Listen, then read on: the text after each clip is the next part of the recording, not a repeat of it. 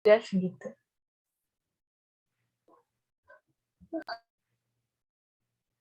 Assalamualaikum warahmatullahi wabarakatuh. Selamat malam teman-teman semua, apa kabarnya? Semoga baik-baik aja ya. Pertama-tama izinkan saya terlebih dahulu memperkenalkan diri. Perkenalkan, saya Nida Nazla Konita, NPM 7019210201. Nah, di sini saya akan mempresentasikan tugas UAS saya yang bertema kebijakan pemerintah dalam penanggulangan dan pencegahan merebaknya varian Omikron. Nah, sebelumnya saya akan menjelaskan sejarah awal munculnya virus Omikron. Virus varian ini pertama kali terdeteksi di Afrika Selatan. Varian baru virus corona Omikron menyebar ke seluruh dunia dengan kecepatan yang belum pernah terjadi sebelumnya. Menurut Organisasi Kesehatan Dunia, kasus varian ini bermutasi dengan sangat cepat, telah dipastikan di 77 negara, salah satunya adalah Indonesia. Namun, dalam jumpa pers, Direktur Jenderal WHO Dr. Tedros mengatakan, ia sangat prihatin karena belum cukup tindakan yang dilakukan untuk menangani varian ini. Nah, lalu apa sih bedanya varian Delta dengan varian Omikron? Penelitian menunjukkan COVID-19 varian Delta 2 kali lebih menular apabila dibandingkan varian sebelumnya. Selain itu, COVID-19 varian Delta terbukti menyebabkan infeksi yang sangat parah dibanding varian sebelumnya apabila menyerang penderita yang belum divaksin. Nah, gejalanya itu biasanya demam, batuk, kehilangan penciuman, atau rasa sakit tenggorokan, nyeri otot, diare, dan mual. Nah, jika varian Omikron lebih menular dibandingkan varian lainnya, termaksud Delta. Di beberapa kasus, COVID-19 varian Omikron menyebabkan gejala yang tidak terlalu parah, terutama pada penderita yang sudah divaksin, usia muda, dan tanpa komorbid atau penyakit penyerta. Nah, biasanya gejala Omikron itu flu, kecemasan, kanker, atau bahkan keringat malam.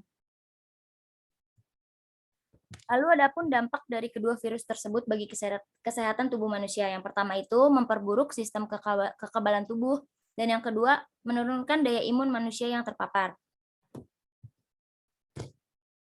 Nah, lalu posisi level keterjangkitan di Indonesia itu adalah Indonesia termasuk peringkat keempat angka Omikron tertinggi di ASEAN. Selanjutnya, kontradiksi kondisi di saat yang sama Omikron mengancam liburan Nataru mendapat relaksasi di antaranya strategi jelang Nataru yang telah diambil pemerintah, yaitu pembatasan mobilitas domestik secara situasional, yaitu sistem ganjil genap di wilayah aglomerasi, ibu kota provinsi, lokasi wisata, dan wisata lainnya yang disesuaikan dengan peningkatan mobilitas setempat.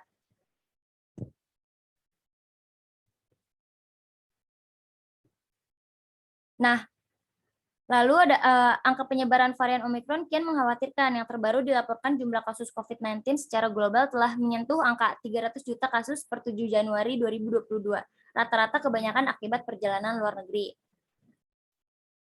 Nah, lalu ada pun kasus yang terjadi di Indonesia nih. Yang pertama itu kasus Omikron yang lolos dari Wisma Atlet gara-gara dispensasi pergi dengan keluarganya. Jadi seorang pasien COVID-19 varian Omikron lolos dari Wisma Atlet Kemayoran, Jakarta. Jika dia mendapat dispensasi pergi dengan keluarga, dia pun sempat makan di SCBD, lalu dijemput petugas. Nah, kabar lolosnya yaitu pasien COVID-19 yang terpapar itu dari Wisma Atlet pertama kali diumumkan oleh Menteri Koordinator Bidang Kementerian dan Investasi Luhut Binsar Panjaitan. Menurut Luhut, pasien tersebut bisa lolos karena diberi dispensasi masa karantina di Wisma Atlet lantaran alasan keluarga.